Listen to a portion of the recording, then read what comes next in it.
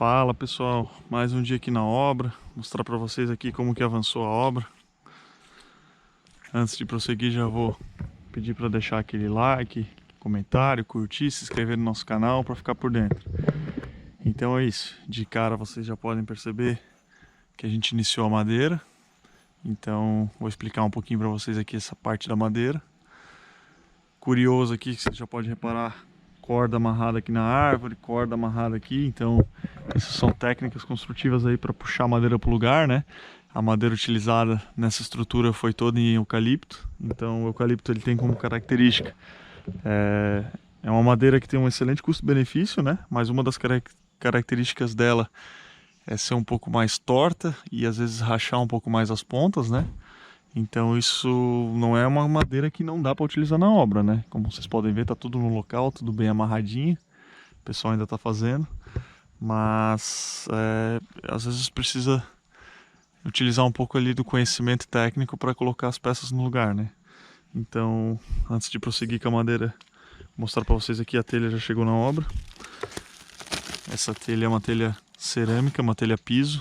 Então a queima dela, o processo de queima é um processo superior àquela telha de barro, né?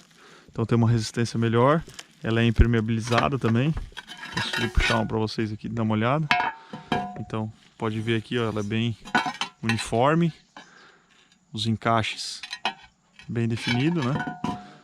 E então tá aí, já tá na obra, a gente já tá vai começar a sarrafiar nos próximos dias. Aqui isso aqui é meia telha, então como vocês sabem, o telhado começa por um lado e sempre acaba, ou começa, né, um lado fica com a meia telha e o outro lado fica com a telha cheia, né?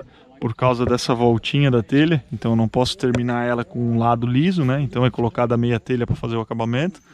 Então aqui tem a meia telha. Cumieira também já veio, tá aqui embaixo, ó. Vocês podem perceber. E também a gente pegou a argamassa da cor, né? Da mesma cor da telha, para quando fazer o retelho, utilizar a argamassa ali em cima para ficar na mesma cor da telha. Até quando a gente chegar nessa etapa ali, eu vou mostrar para vocês, a gente gosta de impermeabilizar a cumieira, porque nesse ponto é sempre onde dá bastante problema de filtração de água. Então é interessante fazer uma impermeabilização por baixo da cumieira antes da argamassa ali do retelho, para evitar essa infiltração de água, né, que é bastante comum. Então vamos avançar aqui, vou mostrar para vocês. A obra já avançou bastante desde o último episódio. O pessoal está trabalhando ali em cima, vai dar um pouquinho de barulho, mas vamos tocar em frente. Então, como vocês podem perceber, estrutura de madeira a gente fez a marcação aquele dia, né? E então foi locado os pés direitos aqui todos na obra. A gente sempre coloca esse pé direito, ele é chumbado no chão, tá? É passado um vergalhão aqui, chumba no chão. A mesma mantinha para proteger infiltração, né? A obra ainda não está coberta, a gente teve uns dias de chuva e vocês podem perceber que a água que pingou aqui, olha como puxa por capilaridade na parede, né? Isso que tem a manta embaixo das paredes, né? Então essa água, vocês lembram aqui na execução, não sei se dá pra ver por aqui, mas por fora dá, acho que ali no canto dá pra ver, ó. Então mesmo tendo a manta aqui, ó, né? Ó, tá por aqui. Essa água aqui que tá puxando, ela tá molhando um pouco aqui e tá subindo, né? Porque como chove aqui, respinga. Depois que tiver coberta a casa, não vai chover mais aqui, então isso não vai acontecer, né? Então, olha, curioso, né? Por capilaridade, que ocorre como se fosse uma vasoconstrição ali, essa umidade ela vai subindo para a parede até uma certa altura. E pode ver como é uniforme isso, porque isso depende da pressão, né? Dos canais ali que a água vai percolando, subindo, né? Então, chega sempre na mesma altura, porque ela vai perdendo essa resistência. Então, assim, se fosse mais comprimido, esses canais que a umidade passa, ela subiria um pouco mais, né? Mas geralmente fica nessa altura aí de 30, 35 centímetros, que é o básico ali, né? Então, explicar um pouquinho para vocês aqui. Os requadros começaram a ser feitos, né? O reboco já está praticamente finalizado, a parte grossa, falta só esses ajustes finos. Claro, depois tem um retrabalhozinho que, como eles começaram a madeira lá, às vezes vai colocar madeira, quebra um cantinho. Sempre tem um retrabalho de reboco para fazer, mas praticamente tudo feito. As caixinhas já estão chumbadas também. Eu vou passar aqui atrás primeiro, mostrar para vocês que a gente já tirou o escoramento da garagem. Já fez o reboco aqui, requadro de alguns pilares, as vigas, as laterais já foram feitas também. E já tiramos o escoramento, então vou mostrar aqui, depois eu volto ali para explicar para vocês um pouquinho do telhado. Então aqui tá bem encaminhado. Olha aquela água aqui, desde o começo da obra vocês estão acompanhando aqui.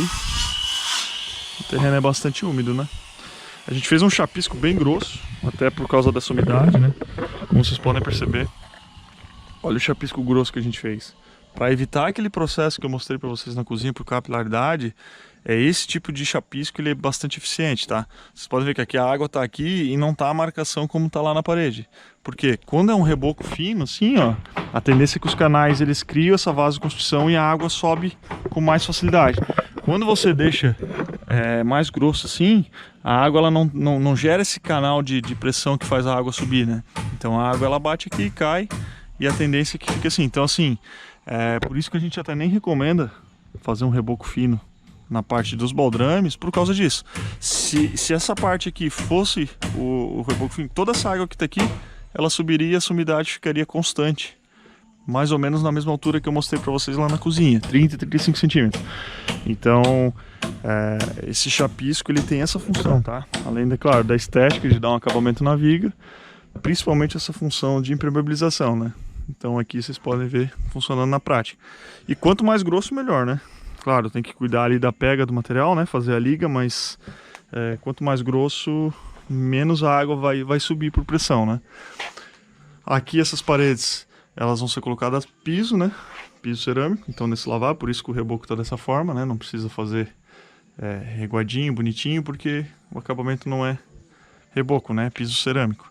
Mesma coisa a área de serviço, né? Alguns requadros ali já foram feitos, mas esse canto aqui vai ser tudo piso cerâmico.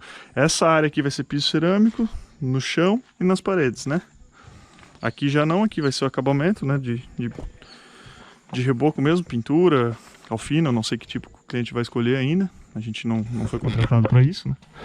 Mas essas paredes que estão lisinhas, elas não vão piso, né? Isso é definido em projeto. Aqui a dispensa, ó, mesma coisa, ó. Tá vendo como a água sobe por capilaridade? Não tem a cobertura ainda, a água cai e sobe. Se fosse esse reboco lá fora naquelas vigas baldrames, a gente teria esse problema constante. E lá é um problema muito mais grave, né? Porque lá sempre chove, né? Então sempre pega água de chuva, sol, então acaba sendo uma coisa constante, né? Então por isso que a gente não reboca as vigas baldrames por causa disso, né? Então eu vou explicar um pouquinho para vocês aqui da madeira. Se vocês curtem esse tipo de conteúdo, já vou pedir para deixar o like, se inscrever no canal. E como vocês devem se recordar, a madeira o cliente fez aquela alteração, né? Então a gente teve que alterar o projeto da cobertura. E vocês lembram que a gente aumentou essa área aqui da varanda, né? Dá pra ver a marcação aqui que antigamente passava a parede aqui. E a varanda, essa parede de madeira que tá nessa extremidade ali, ela passaria aqui assim, ó, nessa linha aqui. E faria essa volta aqui, né? Aqui seria a alvenaria, aquele janelão que a gente quebrou. Então o cliente fez essa alteração, a gente teve que mudar o projeto de cobertura, né? Eu deixei uma imagem ali nos vídeos anteriores das alterações.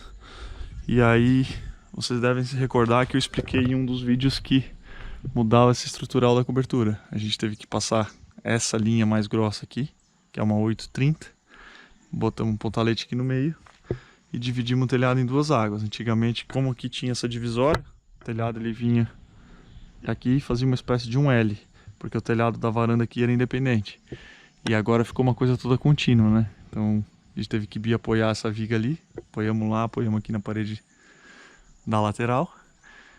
E aí o pontaletezinho divide para os dois lados ali a madeira de eucalipto. Até a madeira de eucalipto ela tem uma limitação de comprimento. Então a gente teve isso foi uma das medidas que a gente teve que fazer. E a questão também da madeira, por exemplo, nessa bitola, essa madeira ali é cambará, né? Uma madeira de origem do norte. Então se a gente utiliza eucalipto nessa bitola ali, provavelmente essa peça ficaria muito torta e racharia também, porque a dimensão dela essa altura fica bem complicado para serrar no eucalipto, né? Os pontaletes ali na altura da cumieira depois, claro, vão ser amarrados, né? Ali tem as madeiras provisórias que é só para colocar no prumo e fazer a cobertura. E o pessoal tá seguindo ali, então a gente locamos todos os pés direitos aquele dia lá. Foi utilizado 10-10. Essa cava, vocês devem estar se perguntando por que tem essas cavas nos pés direitos, né? Aqui e ali. No nosso canal aí tem vários vídeos de casas de madeira e basicamente todos os clientes sempre nos pediram com as paredes deitadinhas, o sarrafo, né? Então com o lambri deitado. E esse cliente em específico, ele pediu com o lambri em pé. Então a gente tem que tomar medidas na amarração da estrutura do lambri, é um pouco diferente. Então por isso que tem essa cava aqui, depois corre um sarrafo aqui.